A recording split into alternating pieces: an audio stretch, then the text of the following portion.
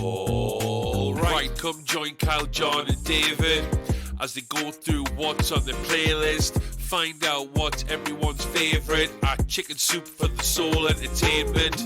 We have a few segments, to be honest. In and out points, no celebs and the gossip. Back in time where we talk about the big M's, coming attractions, what the cue. Quick checks, who'll be laughing? You abundantly. Welcome to Dual Redundancy.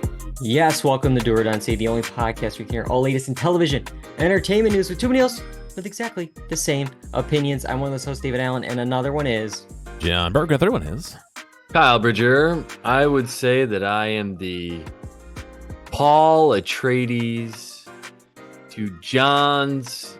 John is my Duncan, Idaho. And Dave, you can be the Emperor. That was my Christopher Walken. That was terrible, wasn't it? Oh my god! I don't even want to try my impression God, of his character. I don't know if he was really trying to do a character outside of his impression in Dune 2. We'll get to Dune 2. Yes, we're gonna break it all down. Yeah, Duncan, Idaho. Pour one out for Duncan, Idaho. Yep. That's not a spoiler for Dune 2, folks. That's not. It's not. It's if you saw the first one, you know what I'm talking about. But yeah, we got all that. We have some quick checks. We're going to talk about some shows that are starting, ending in the reality space, in the drama space. But then we have this big thing that happened just 2 or 3 days ago. We got to break it down. No in and out points tonight. We're going to recap the Oscars. So, John, play the clip. I think you're looking at an Academy Award nomination also. Did he just say what I thought he said? What? Yes, Victor! Oscars. I smell Oscars. You see what a little buzz can do in this town? I predicted it. I said this is the one. This is the vehicle. Morley, you told me not to do it. All right. The 96 Academy Awards took place Sunday, March 10th on ABC. We are breaking them all down tonight. We're going to talk about the awards. We're going to talk about the ceremony. Our prediction bet, we'll get to it. So much to break down. Let's start off with the top story. Going into the night, Oppenheimer led with 13 nominations, followed by Poor Things with 11, Killers of the Flower Moon with 10, and then Barbie with 8. When it was all said and done, the dust settled, the bomb went off. Oppenheimer, who led the night, 7 wins, including Best Picture, Best Director, Best Actor, and Best Supporting Actor. And then Poor Things was in second with 4 wins. That included Best Actress. And then The Zone of Interest was third with 2 wins. And then there was a couple of films that got, one Oscar here and there.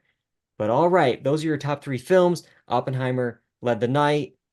Surprise, Kyle? No, not really. I think we anticipated that this was kind of the major movie of the year. And yeah, I don't think there was any surprises at all. I think it was just like it was bound to win. I'm glad we had Poor Things as our dark horse as part of our bet. I didn't really anticipate them having a huge night like they did. Because I really like Poor Things, but I just thought it was such a weird kind of story. Yeah, that I didn't know how it would be received, but it seemed like the Academy voters liked it. So, but overall, not surprised by Oppenheimer, not surprised by all the below the line wins and also the acting categories that they won.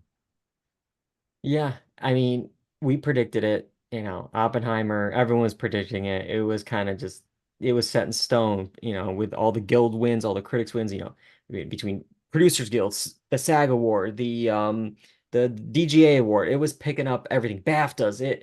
It was, I would be surprised if it was not Oppenheimer.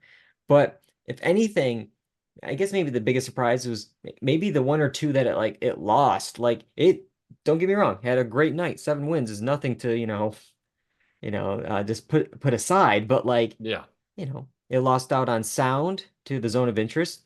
A lot of people thought, a good shot for sound. It lost adapted screenplay. We had that as our will win, same as the Good and Bad and Watchable. It was adapted from American Prometheus. It's a monster of a book, become a monster of a movie. No, it lost to American Fiction. So if anything, I thought maybe it would have picked up 1 or 2 more Oscars, but still 7 quite a good night. Going And 7 for 13. I mean, yeah. I that's mean, wild.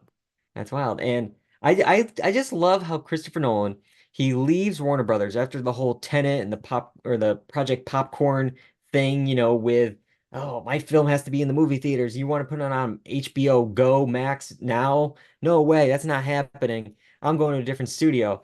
He goes to Universal and not only makes so much money for them with Oppenheimer, but also wins Oscars, including a Best Picture win, his first win for director. It's just like, this is, after this long history with Warner Brothers, he does Mm, one film with Universal and just becomes like the biggest thing ever. yeah. It's just But so I funny. mean, when we look back at his reasoning for it, it's still so silly because now all of those directors that were saying that stuff like, "Oh, I don't want my films here or there, or whatever," they're going to be doing that, and they're already doing that. With Steven Spielberg was saying the same thing. It's like, dude, Yeah. you're all going to be doing that in a matter of no time. But Yeah. it's just funny how those relationships fray, and to be honest, there's only so many studios to go around Yeah. at this So at, point. at some point, Warner Yeah. Brothers may be combined with Yeah. NBC Universal. Uh, and then meanwhile, Oppenheimer available now on Peacock, which is true. Ugh.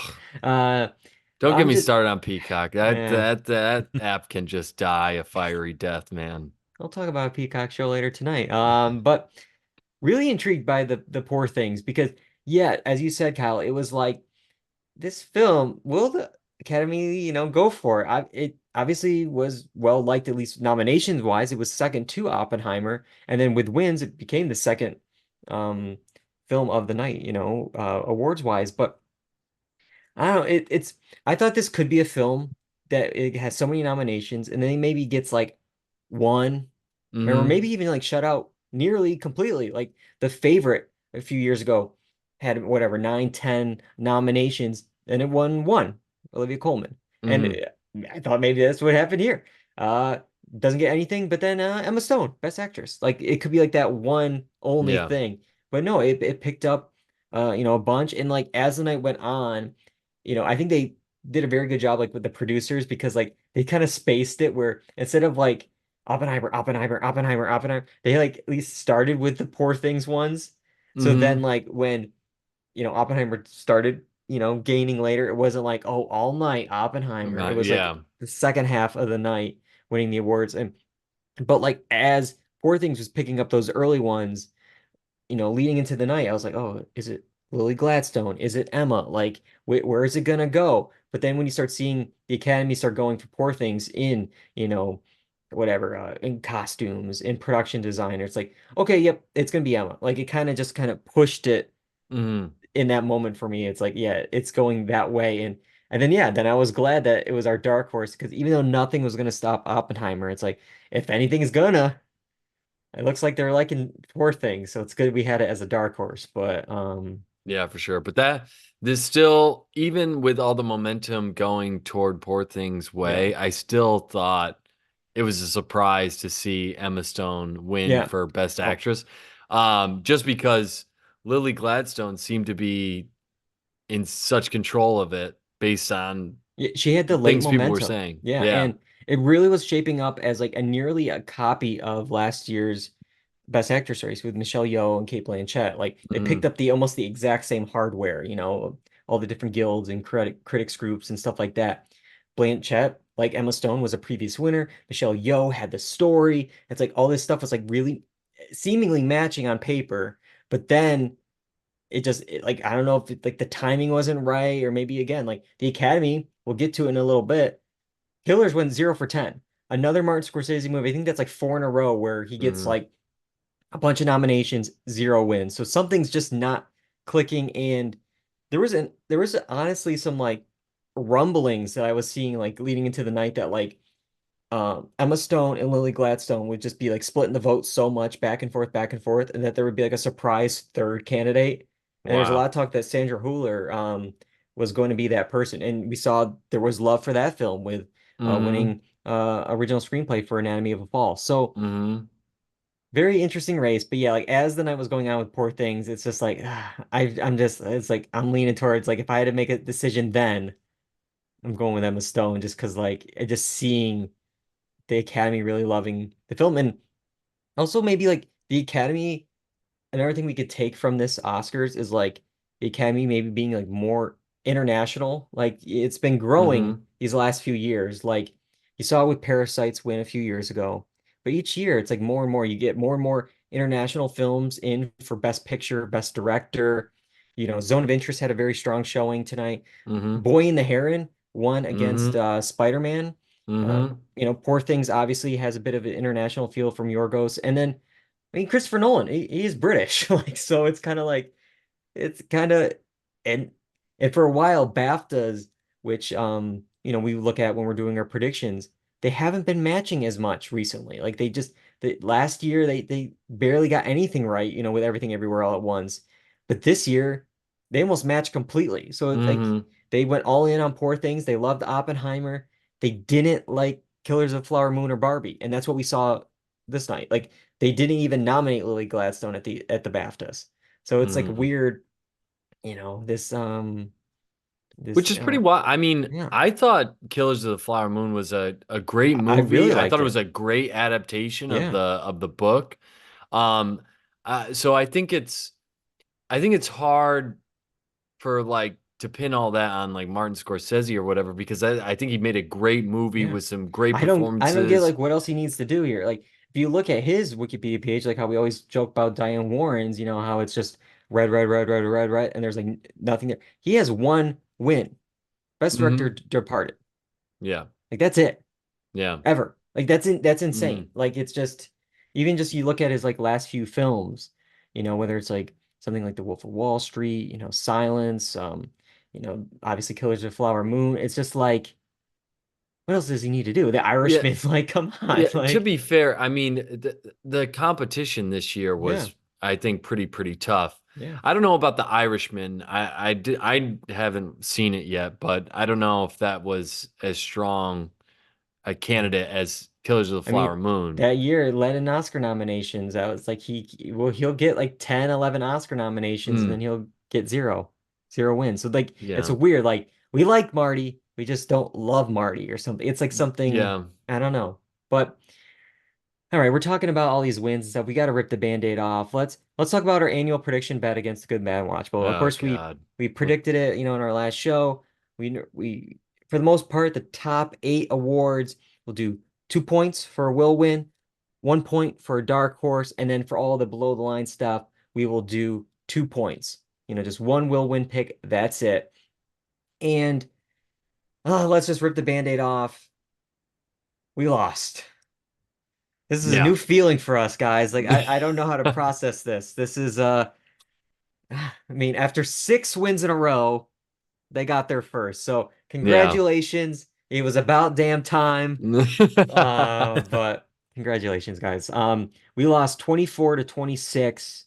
But if you're, we got the scores here, and you could see like green is what got right. In the top, I would say in the top 8, like we did very well. Both Yeah. groups did. We had the same picks, but like, all right, we got all the will wins except for Best Actress. That was our dark horse in Emma Stone. And then Best Adapted Screenplay, we both went with Oppenheimer for will win, and our dark horse was American Fiction. So we did very good in the main show. Hmm.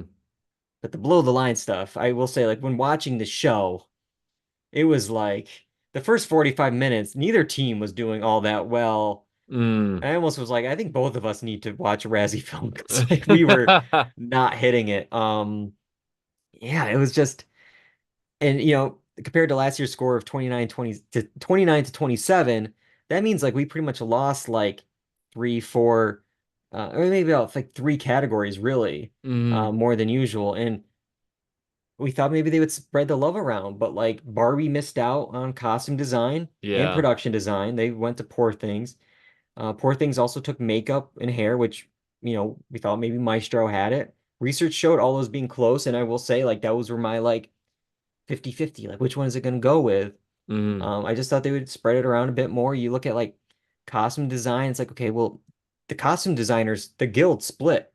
You know, one film gets fantasy, one film gets, the period film. So I couldn't really tell. Is it going Poor Things? Is it going Barbie? They Hmm. both won an award. Where's it going? but again, they matched with BAFTA, and these three films here, it means because they were, didn't get the love or any real shot. A lot of them went home empty-handed. Killers of Flower Moon, 0 for 10. Barbie went 1 for 8, and then Maestro Mhm. went 0 for 7. So those are the Yeah. top like losers, I guess, of the night. The Um, Maestro one has to just kill Bradley Cooper so yeah, inside, man. Oh my gosh. yeah, yeah, 0 for But 7. Like he went all in on this, and it just didn't work. I wonder if to the Academy, Barbie just feels like that a marketing ploy. Yeah. It's Like just so I think weird it's though, because like the film, like you can go into the night with, 8 nominations. Like it's in the top like 3 or 4 films nomination wise. mhm. Same with like Killers of the Flower Moon. So it's like they have people liking it to be nominated, but then it's like we don't like you enough to win. It's like Yeah. this weird thing. And it's like the Emmys recently where it's like almost like we'll nominate all these shows, but then at the end of the day, if you don't have a cast member in The Bear or Succession, you're not winning. Like we go Yeah. all in on those 2 shows. We Yeah. only watch 2 shows and that's it. Yeah. Like, um, but I don't know. Is this a conspiracy I'm thinking right now? 2 or 3 of these films here are streaming films. You got sure Apple won, with Coda a few years ago in that pandemic weird year, but Mhm. like Netflix, it never really has much luck with the Oscars. Obviously, with Maestro here, with The Irishman, like Killers, went 0 for 10. Like, is there I kind mean, of some streaming bias? maybe I just I don't know who the Academy voters are. You know what I mean? I don't know Yeah, what makes up that contingent. Is it studio heads or is it producers that work closely with studio heads and that they're trying to still stick it to the streamers? But let me tell you, it's only a matter of time before uh, the writing's on the wall, right? I mean, yeah, unless something drastic changes, like streaming is here to stay. So I don't know why they're not getting love from Academy mm, voters, but I don't know. yeah, I think to me it with streaming it's always felt like a straight to DVD vibe, yeah. I guess. And It's I guess if tough. it's Yeah. not going in the theater, you're not getting that experience. Maybe that's still how it's looked at. It's weird I because don't yeah, know. I feel like with Killers, like it was in theaters for a bit. Like Apple really Yeah. gave it a push. It was a while before I even went to streaming. Yeah. I So mean, I went and saw it in the yeah, theaters. I loved yeah, it. me too. Yeah. Yeah. Oh, all right. The main culprit, because most of our predictions matched with the good and bad watch, but when it all came down to it, it was one category, visual effects, that cost us, and that's Godzilla versus the creator. So the brain leading up to predictions said the creator. Like that's what like on paper those were the stats. But like my gut and heart did say Godzilla -1 for some reason. I saw the heartfelt story online that was like kind of building it. But like again, you look at like who's voting in this. It's like, well, the people voting for the visual effects award are people that work in visual effects that are part of those guilds. And where did they go? Well, the Visual Effects Society, probably voting for this, they went with the creator. 6 noms, 4 wins, including the top prize. The creator was nominated in our category. It had the love from the Academy. And like there's this prognosticator, Ben's Oscar Math, who does a bunch of stuff for the Hollywood Reporter. He's a published author who uses math to predict these award shows. And he had, the week leading up to it, the creator with a 50% shot over Godzilla's 21% shot. So like the math was there, the stats were there, but at the end of the day, I went with one specific expert. I threw it all out and I said, I'm listening to this guy. I'm gonna do a little, back and forth. And I'm just messing with Kyle. I'm sorry. I like to make fun a little bit. But no, Kyle and I are going back and forth. And Yeah, I uh just thought there was no way they're gonna give it to Godzilla, a yeah, Godzilla movie. I mean, they I guess won't give this is a anything to special Barbie. Godzilla Yeah, movie. they're gonna Yeah. give it to Godzilla. It just didn't make sense in my Yeah. brain. Yeah.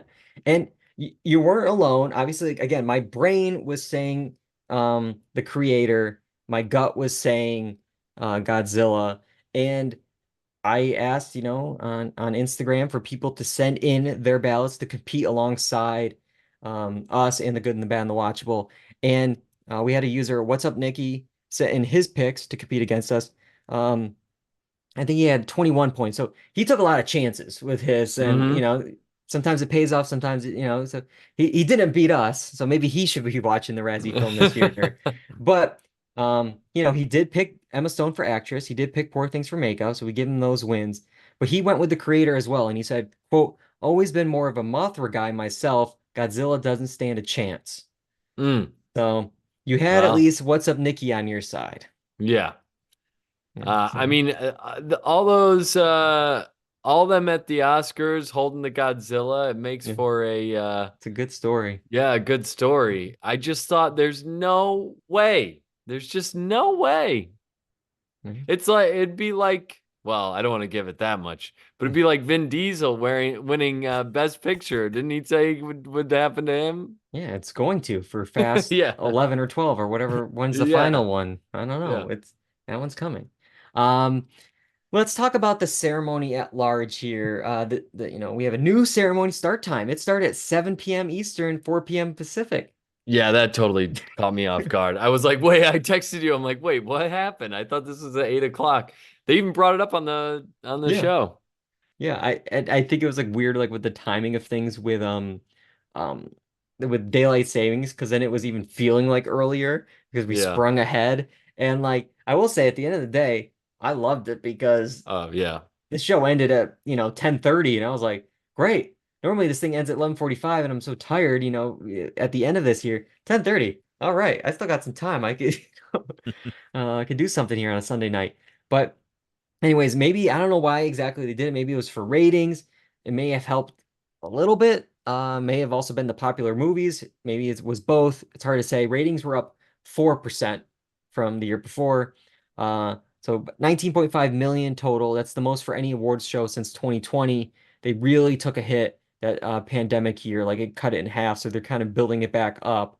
But the issue is though, that 18 to 49 demographic, the one the advertisers, covet, that slipped about 5 million in that age group, which means, sure, it went up 4%, but like that 19.5 million, it's less of that 18 to 49 than usual. It's 5 million less. So the viewers that did pick up, sure, were older, but like, it's like this seesaw. So we got more people, but not exactly the people we want for advertisers.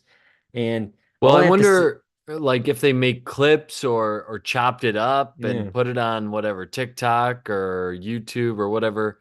And hopefully they can monetize it. Like that's the issue. And I think it's my biggest thing is like, ABC, put this thing on streaming, put it on Disney Plus, put it on Hulu, put it on something here to get those eyeballs, because I think a lot of people don't have ABC, and you can get an antenna or something, and you don't need to have cable to get ABC, but still, it needs to be streaming. It needs to be on someone's phone so they can watch it. Like that's what we have to do now. But especially if we're trying to get exposure for these films, and some of your films are on there, don't you want to get exposure for those things? It doesn't make any sense to me. Put this thing on as many platforms as you can. Exactly. Get in front of as many people as possible. Let's see. So it was supposed to start at 7. It actually started a little bit later. And I remember when I first tuned in, it was like 7 o'clock. The red carpet was still going on. I'm like, what are we doing? And then they threw to commercial. And I'm like, it's 7:02. Like, why am I watching 4 minutes of commercials? And it finally started at 7:06. Supposedly, there was protesters outside that were, causing a disturbance. So they weren't able to, get everyone in there at the right time to start the show. So that was why it was started late. But still, when you're trying to start this thing at 7, you make this big deal, new time, and then you don't even start it till, 6, 7, 8 after. It's like, all right. And then like I thought the intro was very like before the monologue. Kimmel does like a little like pre-taped thing where he's like inside the Barbie movie during the park bench scene, which is like it was so weird to me because I saw this clip that he did before the Oscars. It was like a commercial for the Oscars, and it was so well done. It was like you were on the set of the Barbie movie. He was interacting with like they filmed it specifically for him. And it was like they had Kate McKinnon, they had Ryan Gosling, they had all these people interacting with him in real life kind of thing, but in those characters. And then this one just looks like so obviously and poorly edited, like last minute, like threw him in, like, green screened in. It's like, what do you want that one, which is going to be seen by more people at the start of your show than the commercial for your show? I don't know. But anyways, I don't have too much to say with Kimmel. He's one of those hosts that like, does the job, does his thing, but then like stands back and lets the show kind of speak for itself. I feel like, he's not like the center of attention, but like he'll be there for that bit. Like he's there, which is what you need in a host. Yeah. And again, I will always say about these gigs, they're a thankless gig. I think he does a fine job with them. And like you said, he doesn't take it over. He allows other people to do bits, and he'll have some of his own, some okay ones, some ones that are better than others. But I think that's just how it works with these kinds of things.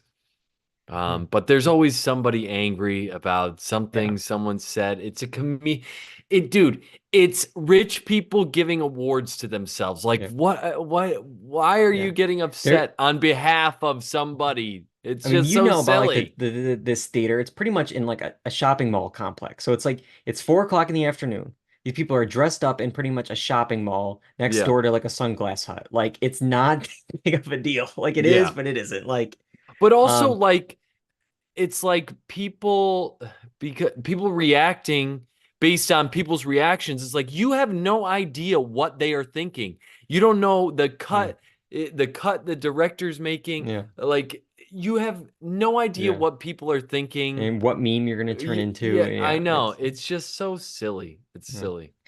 I don't know. The person that stole the show though was Ryan Gosling. Not only did he have this great banter back and forth, like this kind of roast with his Barbenheimer opponent there, Emily Blunt. They introduced a package about stunts in movies, which coincidentally both are in an upcoming movie about a stuntman. See how they magic. I see. But the main thing was I'm Just Ken. I mean, that's what everyone's been talking about. The crowd in the room loved it. People at home loved it.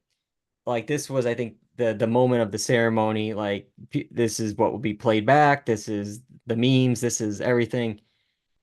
And that dirge from the Billie Eilish Barbie thing wins. It's just like, what are we doing? It's just, I get it. She's a talented artist, but it's just like, if we're gonna do what is the best original song, give me the song that like people will remember, people are talking about, song of the year, the moment.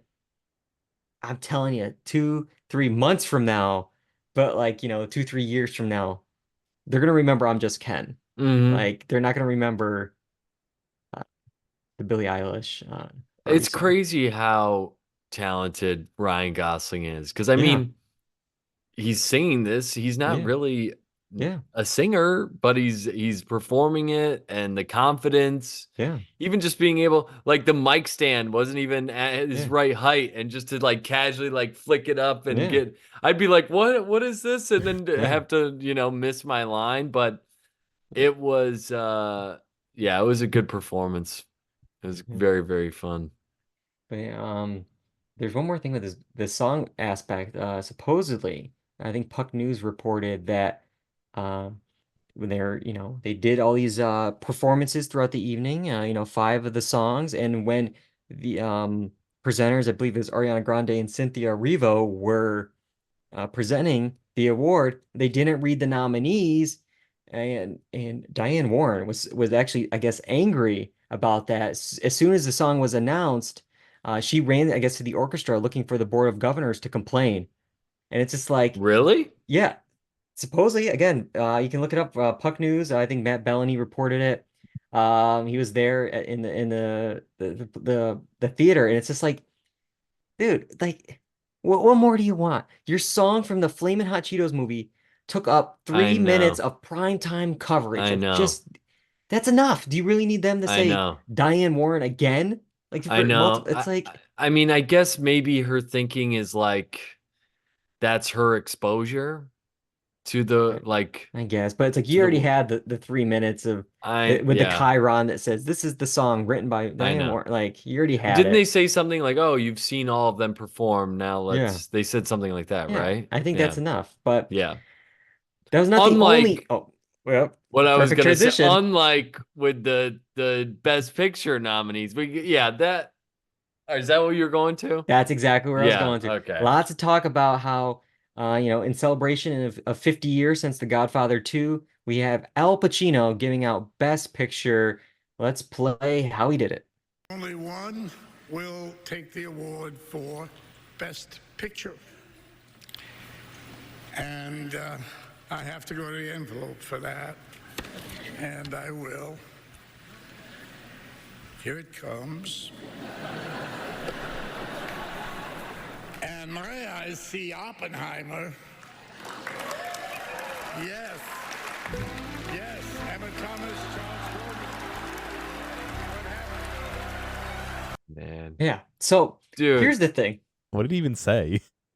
My eyes see Oppenheimer. Oh, is that what he said? Yes. Oh my god, I couldn't even understand him. Yeah, he sounds like a drunk bar patron who's like talking to somebody. He's like, "Yeah, so we did this thing. What?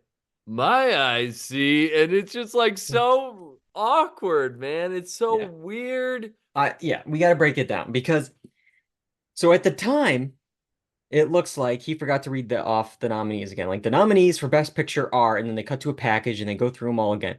Yeah. During the ceremony, every time we came back from commercial, they showed a clip package of, okay, Oppenheimer, and then the next break, Poor Things. Like we saw kind of like leading up to Best Picture. And we thought, oh, he just like forgot. He just didn't do that. Like, oh, this kind of makes it anticlimactic. But then the next day, because he was getting so much, talk about on Twitter and online and stuff like that, the producers came through, the Hollywood Reporter, and said that awkward like delivery of how he didn't read off the nominees was a choice by producers. He was told not to, which is an odd choice because so they thought the ceremony was going to be long. So they're like, okay, well, we're not going to have time to do this. But also, I mean, how much time does it really? And the nominees are American Fiction, Barbie, this, that. Yeah. Okay, that takes up 10 seconds. It's going long, so cut off our flagship presentation and just give it to them. Like, and also, but the thing was, it was also wasn't going long. They were wasn't, actually early. They were 5 minutes early, so they had this like awkward, like extended credit sequence to like make sure they can hit 10:30 for that Abbott Elementary episode. Like, but also it's just like this. I don't know. To me, this is like a teaching thing. You review who was up for the award, because you might have people who just tuning in that may not know every single one. And again, it gives them a chance to be like, oh yeah, maybe I want to check them out. They're up for Best Picture. I didn't realize.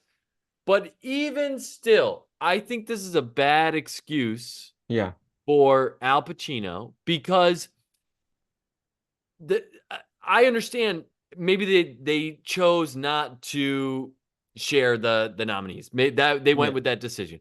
But you can deliver the line differently. Yes. Not, I see Oppenheimer. It's like, I see Oppenheimer. It's Oppenheimer. Like, it's just like, it's like 100%. What is happening? 100%. Because, yes, okay, I'll give it to him. They told him not to read off the nominees. That's my bad. I was wrong. Okay, that was right. But have you never seen an awards show? Mm-hmm. Like, literally, it's, and the Oscar goes to, or you could say, the Best Picture is, the winner is. Like, give me something here. But for him to say, my eyes see Oppenheimer. Okay, is that the winner? Because maybe you don't have your glasses on, and it could say Poor Things. It could say something else. Are you hammered, Al Pacino, and you're seeing that, but it's really something else? I think it was like he's also doing a little bit of like, I'm not getting in trouble for this La La Land Moonlight mix-up. It's like, I'm reading off this, and my eyes are seeing Oppenheimer. Yeah. So if you gave me the wrong thing, my eyes are seeing Oppenheimer. Yeah, right? that's true. So I don't know. It's just, but then here's the thing. They weren't ready for, they said, don't read off the nominees, just, say what's on the envelope. But then the control room and the cameras weren't ready. You could see the cameras at the end, like, oh, where are we going? Like, oh, here it is. Like, first of all, have the camera on Oppenheimer. You know it's gonna win, first of all. Yeah. But like, have it ready. Like, it's just, it's just wild. Like, sometimes it's like you watch this, it's like, how is this like the best? And like, maybe that's why these are the best. They're rewarding the best people in, movie production. So like, they don't have like it's the B team on cameras. So it's like, oh, that's mean. No, that's mean. I work in TV production now. They had great people on it, working on the Sunday night doing this. But yeah, it's just I don't know. There were some. We'll talk about some other moments in the ceremony. I think you have John Cena, recreating the streaker bit from the '74 ceremony. That was funny. Arnold and Danny DeVito doing the Batman villains reunion. Seeing Michael Keaton in the audience, that was good. John Mulaney presenting best sound, roasting Madam Web and the whole Field of Dreams joke. I'm putting it on the podcast. Mark it down. He's hosting. Give it 1 or 2 years. He's gonna be host. Yeah. This is like, he had a little trial at the Governor's Awards. He did this presenting thing. Everyone's loving it. They will ask him to host it, I'm sure. But, yep. We didn't mention it yet, but what are your thoughts, Kyle, on like having like the 5 past winners introducing each of the nominees? I thought that was interesting. Here's where it could get kind of weird or awkward to me. Like, to me, in these award shows, I'm always waiting for somebody to mess up. And I don't know if that's internally like something that I need to deal with, but you would have these moments of people expressing like real gratitude or appreciation for the performance, and then other people that it clearly seemed like they didn't see the performance and they were reading something. So it was a real mix up. And then you have to sit there and, as someone is saying all these nice things, you have to cut to the reaction of the person just being like, thank you, like several times over and over. It was just, so I like the idea. It's just, there's moments of it where it's weird, but there were really good moments where it felt genuine. You know? Yeah. I mean, I definitely hear you. Obviously, it depends on the pairings, and like sometimes you get really good pairings, like, oh, they have a connection from this movie, or they know each other, and it feels real and genuine. I like how it kind of really like celebrates like the show's like history. It's like, oh, look at all these people that have won before. They're coming back, and it adds the kind of that to that element. You got some, there was definitely some fun moments, like the moment of Nick Cage saying, talking to Paul Giamatti and how he had to wear contact, to have that lazy eye, and then made him blind in that eye for the role. And would he do something like that? Hell yeah, I would. And like, it was just like such a funny Nick Cage moment. I know. Like, there was a lot of good stuff like that. Obviously, you mentioned like a slip up. It was Tim Robbins saying to Robert De Niro, in an Oscar winning, Oscar worthy performance, but I will say the last time they actually did this was the year, I think it was 2008, 2009. I always get it mixed up because I think it's the 2009 Oscars that celebrated the 2008 films, but it was actually when Heath Ledger, in a Nolan film, won supporting actor against Robert Downey Jr., who was in a comedic part for Tropic Thunder. So then flash forward now, obviously Robert Downey Jr. in a Nolan film winning against maybe a comedic part, for Ryan Gosling. I guess maybe, we got years from now, get Gosling in a Nolan film to kind of complete this like trifecta of wait, so I want to get Robert Downey Jr. was nominated for an Oscar for Tropic Thunder. And that movie would never get made today. Nope. Which is wild. Barely was made in 2008. But it's great. I love that movie. That movie's hilarious. But no, I thought the setup they had was fine. What I will say about the show, that I think is always annoying, and I don't get why it works this way. The cues always Yeah. seem to be off, whether it's the announcer or something. There's just Yeah, I don't know if you like not like I hear it can in the understand room a or something. little I don't bit of know. a delay, but it's like 3, 4 second delays. I Mm, can understand like a second or two, but when you have like 3 or 4 seconds, it feels like an eternity. yeah. No, I hear you. And I will say, if I had a nitpick with something again, I think I probably bring it up a bunch, but like the In Memoriam, like Mm, I thought there was just way too much going on. Like they had like, I mean, I'm a dancer. I did contemporary and modern dance. And to have all that stuff in front of the screen when they also have this band playing, it was mm, like too much going on. It's like, and we're so wide in the shots, I couldn't yeah, even read who it was and what they did. It's like just zoom in. Like it's fine. It's 2, 3 minutes. Like just that's enough right there. It's a powerful enough thing. Show clips from yeah, the movie. Like that's enough. And it was just too distracting. But yeah. here I am sounding like an old man at they're not making this Oscars for me anymore. They're making it for the 18-year-olds. But all right. Well, that is it for the Oscars. We're gonna now talk about a movie that may be a big player in the Oscars next year. In order to talk about it, we're gonna go back, so send us back. We're back, baby. Gotta get back in time. All right. We are back, and it is time for Dune Part 2. It premiered or was released on March 1st. It has so far made over $374 million worldwide. This film is obviously the second part in this Dune franchise and has Paul Atreides uniting the Fremen while also seeking revenge against the conspirators who destroyed his family and took everyone's favorite Duncan Idaho away from us too soon. Maybe that's not his main thing, but it was mostly about the family. But yeah, so we're gonna break this down. Kyle and I saw it together. Give me your thoughts, Kyle. What did you think of Dune Part 2? I thought it was badass. I really liked it. I love the world. I love the production design. The cinematography is top notch. I can imagine that it's going to be up for a bunch of awards for that. Uh, that the performances, Timothy Chalamet, Zendaya, everyone is fantastic. Except for maybe Christopher Walken. I've just felt like it was just such a weird casting, but whatever. But the world, I love the world. I mean, I've seen Dune, the first one, several times now, probably 5 or 6 times. Um, and so I'm really into it. I thought the battles were intense. I think the scenes where we're trying to move the storyline are very good. Um, I get that it can be confusing. I was talking with some coworkers about this where they're just confused by it a lot, but I think on a second watch with the closed captions, it makes it much easier to get. And then once you get that, like the interactions between the actors and the characters add even more depth to it. I think it was really, really good and really well done.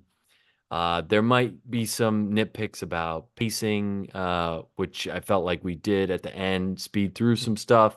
And I felt like maybe some characters didn't get a send off or like a fight that they probably should have been bigger. But overall, this thing was really good. Really, really good. Yeah, I'd say yeah, it's a sequel that lives up to the hype. I mean, I heard it, being compared to kind of the Empire Strikes Back of like the Star Wars trilogy in terms of one of those films that like of course you have the original, but then you have that second film that's really, really good, maybe just as good or better than the original. And maybe it's because like I just rewatched part one before I saw part two. Maybe it's an explainer video I got on TikTok about, just the whole universe. But I enjoyed this one more. Maybe it's the world was already established, so I could maybe follow a bit better. I already knew the main players, so maybe I already just had that like groundwork to enjoy the second one more. But no, I was into it. There were yeah, definitely sequences that are, on edge of your seat, like with the action and just like, with Hmm. the music and like just the rumbling of, the bass. Like it's just, it's a good ride. There's a lot going on. I want to talk a little bit about some of the characters and some of the performances because you got, Timothy as Paul Atreides. You got Zendaya here as well, kind of like the two, I guess, main stars of this film. I will say the one thing I always have a hard time with them specifically as actors, it's like I have a hard time with them like in this world because I can't remember who said it. I don't know if it was my wife or just somebody on like Twitter. It's like they look like people who know what like an iPhone is. Like they know like they have an Yeah. Instagram account. Like it's Yeah. just hard to like separate it. It's like, yeah, Yeah. like that's Rue from Euphoria. Like Yeah. I Yeah. see Yeah. like so it's like it's hard to fully sometimes buy it, but I will say, I really bought the chemistry they had together, and then later on, the heartbreak that she has later on in the film. I bought all that. So maybe sometimes it's like, oh, this is like this skinny punk, Paul Yeah. here. What is he really? Okay, come Yeah. on, Timothy. Like, but then there's other moments that, it's really is sold and you kind of forget all about that. And For I'd say sure. I'd say one person that did take me out, yeah, was definitely Christopher Walken as the Yeah. It Emperor. was such a weird choice for a casting. I don't know why. It's just, But also he was just doing his Christopher Walken yeah, thing, and it just felt very out of place, man. Yeah. yeah. It's just like because he had that like the rhythm, and it's just like Yeah. I know it's hard to shake. I know it's like he's one of those people like put him in anything, it's gonna be hard not to see Christopher Walken. But it's just I don't know. I feel like in a film like this, I'm sure anybody would have signed up to do this. Any big character actor, any you know London stage star kind of thing. Hmm. And it's just, I don't know. Yeah, he just pulled me out of it. It was the rhythm and Yeah. there just wasn't also like a lot for him to do. Maybe there Yeah. would be more later on. I mean, one person that really, swung for the fences was Austin Butler. He went for it. Yeah. He goes for it and say what you will, but he tried something and Yeah. it made it a very interesting, unique character. I didn't see Elvis in this performance, I'll tell you that. Um, but yeah. Any Yeah, thoughts on Austin Butler's character? well, yeah, I mean, he just epitomized what a psychopathic Yeah. ruler would be like. Um and yeah, the fight sequence he was in was very cool. I've yeah, just his interaction with the Bene Gesserit, and he was flawed with this psychopathic tendency, and he could be extremely angry but then manipulated. And you saw like with his uncle how he had some kind of like loyalty there. So they even with that psychopathic role, he was able to add a little bit more to it. So Yeah. I think he did a really good job. So much so, in fact, like I I didn't really see him in that role, Yeah. and like I'm like when he popped up on the screen, I was like, oh yeah, I forgot. I almost didn't recognize him at first, and Yeah. then I was like, I forgot he was in this movie. So I think he did a really good job. Yeah. And I don't have too much, for another new character with Florence Pugh. Like, I feel like I need more still. Just kind of like how Zendaya in the first film didn't have too much. I'm guessing Florence Pugh is gonna have more in the third film. But like, I'm excited to see, her added into this universe. You really have like a strong four with Timothy, Zendaya, Florence Pugh, and Austin Butler on Hmm. this film. Like it's one of those things I saw like whatever Hollywood Reporter article with the four of them on the cover. It's like these are our new Hollywood stars, and it's like okay, I feel safe with this group. Yeah. If that's our group going forward in Yeah. other films, that's a good group to have. Um, I guess and you mentioned this, Kyle. If I was gonna maybe complain about anything, I feel like a bit of the end was a like yada yada. It was Hmm. like so we saw it at Alamo, which I don't know if it's like 45 minutes or like something, and from the end they do like a last call and give out the receipts or whatever. So you kind of know like, all right, we're almost done kind of thing. Like that's the movie's wrapping up. I'm like, how are they gonna wrap this thing up? Like we Yeah. haven't even gotten to the, Butler versus Timmy fight yet. Like they built up this character. We're gonna have to see these two to, do Hmm. something here. This better not end again like on a cliffhanger. Like I thought it was more of a complete story from what I was told. And but then like, I guess, here it is a spoiler alert for the end, but it's like between, the end of Austin Butler's character, the end of Baron. It's just like I felt all those things. It's like you get there and then it's just like I'm expecting like a big battle or big something, and it was just like with the Baron, it's just like, yep, dead. It's over. And it was just like, Hmm. wait, like Maybe I'm more Yeah. used to like recent movies where it's like, oh, the bad guy got away and now he's doing this plan and this thing and then this and that. But it's like, nope, we're in the 2 room and I stabbed you, you're dead. You know, it's Yeah, just like, the only thing I could think about is maybe it was speaks to like the power Mhm. that Paul now has, in that the Baron is reaching for the throne, killed his father, and all these things, and now look how easy it can be done right here. And yeah. because I have Maybe that power, I have that strength now. maybe you would know this, but what stops like someone like Paul to be just like use the voice all the time and just be like, you all are my subjects and Yeah. Austin Butler die or something like. I was thinking that while I was watching the movie as well, and I don't know. I don't know. Like maybe I it's don't like know. one of those things where it's like it's not like a long-term trusting bond and like you have to like really win them over Yeah, but I before you know can force them to be your maybe subjects. I but don't I know. always thought he thought of the Bene Gesserit as not something he wanted to be a part of. Yeah. I think he I think he was reluctant because in the first movie, he says his mom made him a freak by Yeah. doing that.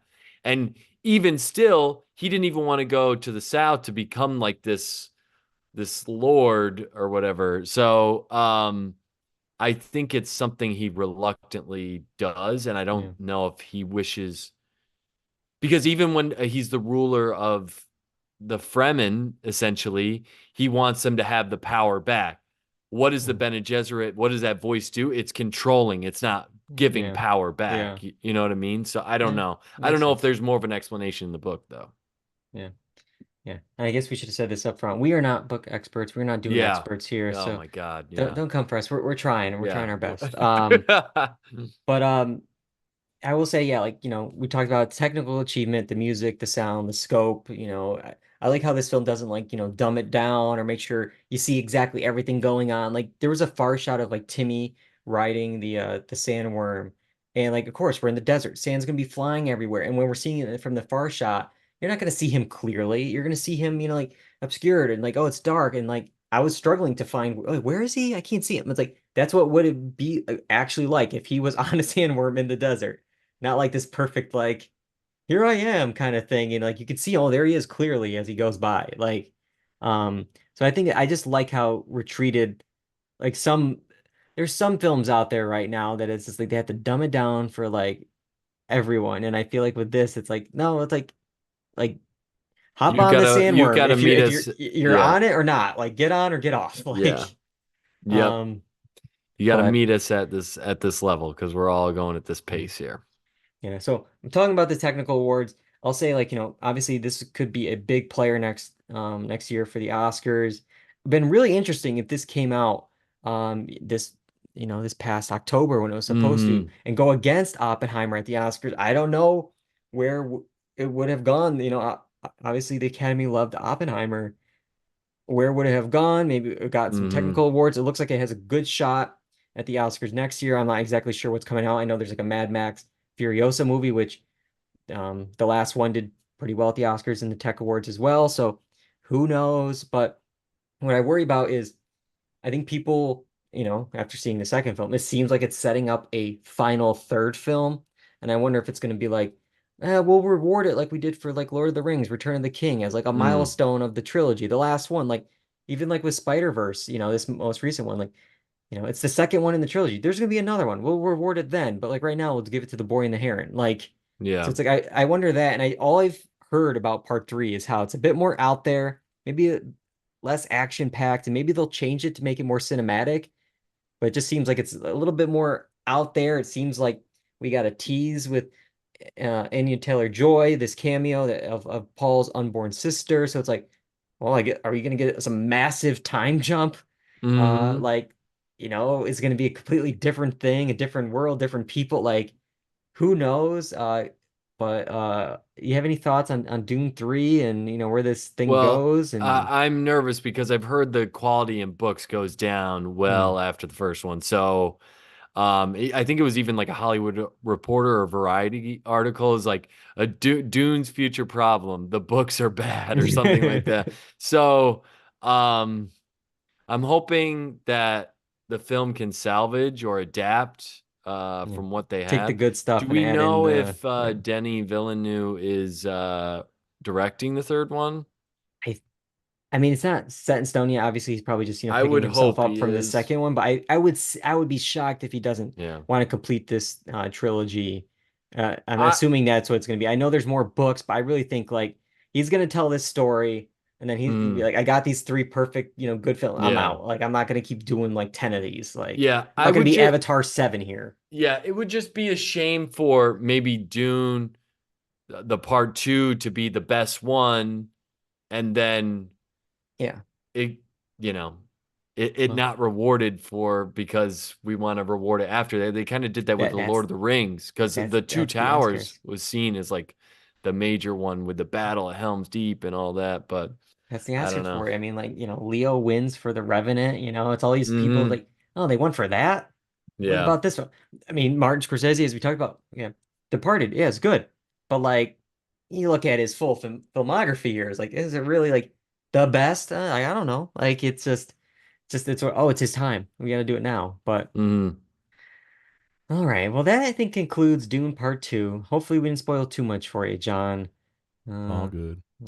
but we got a few more things to talk about. Just enough time. We'll do it quickly. Let's do some quick checks. All right, Kyle, what do you got? You got a TV show for us? Yeah, so I've been watching Shogun. I think they're up to 4. I've seen all 4. Basically, we're in Japan. I want to say early 1600s, and a major ruler has died and left everything to 4 separate rulers, and now they're vying for power in Japan. And we're kind of following one of the regents or members that is part of this council, and him trying to kind of fulfill this wish by the main emperor that died to kind of rule Japan again. And then we get this character of this English sailor who is coming over and is kind of getting mixed in with the Japanese, and is a big part of the Japanese because he has a ship with these guns that Japan doesn't have. And he's also explaining the Catholic religion is becoming big in Japan. And so you've got like these Catholic factions versus so he's a part of like, he's not Catholic, but he's telling these Japanese rulers about how the Catholics are trying to take over. And so he's intertwined in all this mess. I enjoy it. I think the production values are still good. The acting is good. There are some moments where you get some green screen mess. But overall, I think it's a solid show. And I think you could definitely watch way worse stuff. Last thing I'll mention about the show, confusing to me because in Japan, again, around this time, they had a lot of Portuguese, and that's where the Catholics were coming from. So they have the Japanese speaking in Japanese with the captions. Down with that. Got it.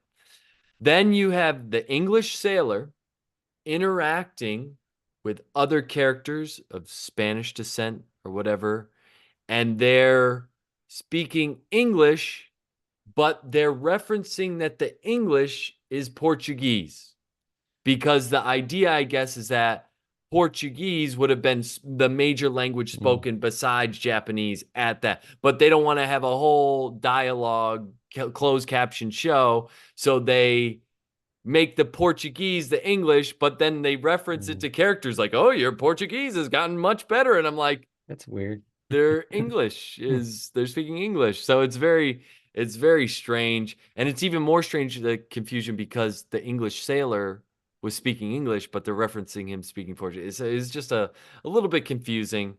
And I knew I wasn't the only one because I searched this up online, and it was a question that other people are having. So I'm not dumb.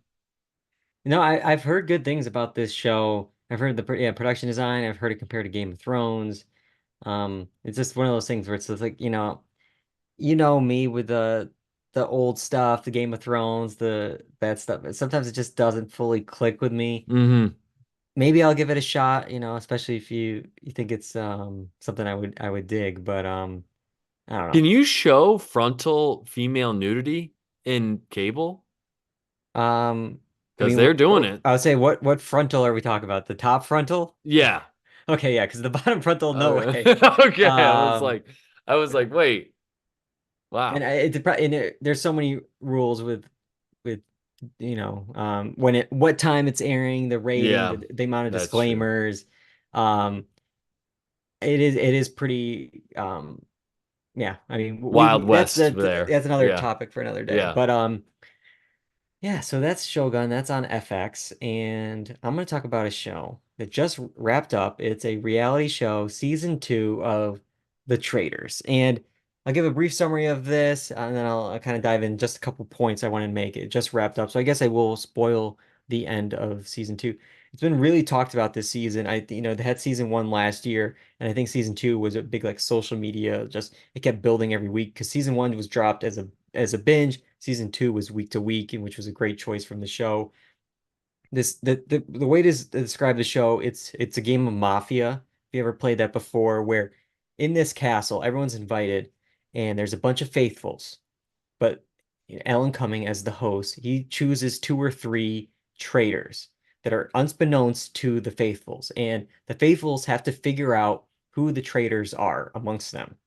And every night the traitors will murder somebody, quote unquote, and that person leaves. So then they're trying to figure out who did that? Why did they do this? Is it this person? And then every week the faithfuls have a chance to banish somebody. So they have this round table, like, I think so and so is a traitor. I think so and so. And then they vote, and then it's like, okay, you're eliminated. What are you? And they're like, I'm a faithful, you idiots. And it's like, oh, like we missed it. We didn't get a traitor. So it's them trying to figure out who is the traitor amongst the faithfuls. And this first season was half reality stars, half normal people. This second season, they went all in on reality shows, which is awesome for me. This is like fan fiction. It's all stars from all these different shows together. It's like Super Smash Brothers. It's like you got Big Brother, you have Survivor, you have The Challenge, RuPaul's Drag Race, Bravo, Dancing with the Stars. One of these people is the former UK a House Speaker. It's just like random. It's just like throw them all in. We'll see what happens. And 2 traders this season were considered gamers, from like Survivor, Big Brother. And I feel like, they had this one Bravo trader, and it was hard because like the 2 gamers were really targets because they know them as gamers, and but they were the ones making all the decisions. So the Bravo person kind of had an easier ride for the most part. And Mm-hmm. but then you saw once those gamers were gone, and it was just the Bravo person in charge, man, there was just mistakes after mistakes. And they recruited another Bravo person who unknowingly came in halfway through, which was annoying and weird twist. But this recruited traitor was the last one standing, for the traitors, Yeah. and makes one of the biggest, dumbest moves ever in the history of like the final ceremony. It's like, okay, so someone was murdered the night before, which means there's at least one traitor in the game. There has to Mm-hmm. be. They do a banishment, and they vote out a faithful. It's like, okay, oh, whoops, we screwed up. So that would mean there's still one traitor left. You didn't get the traitor out. So in the very final ceremony, pretty much you get a choice. You can say, we're going to end the game now and say, yep, we got all the traitors, or you're going to keep voting until you get a traitor, until you feel comfortable and you trust everyone there that we got all the traitors. There's 4 people, 3 vote to keep going, and vote more people off. And then the one person votes to end the game. And that person was the traitor. It's like, what? Why would you, like, the traitor's like, I think we got them all.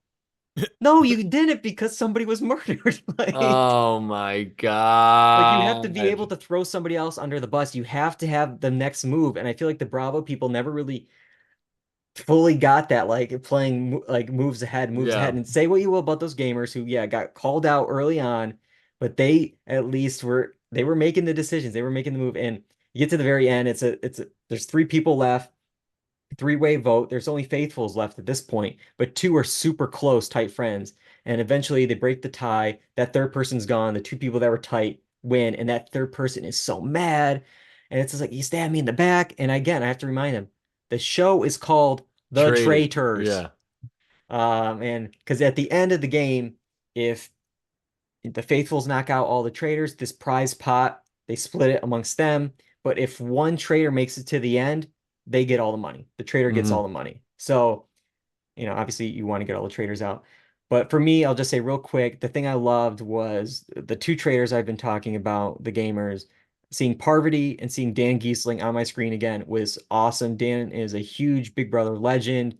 Parvati obviously is a big Survivor legend.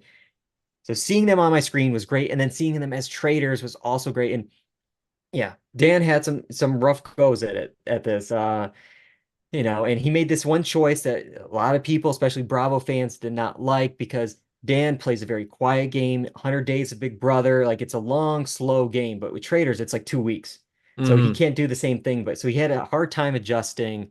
He was suspected. He's pretty much almost a 2-time Big Brother winner. He's a legend.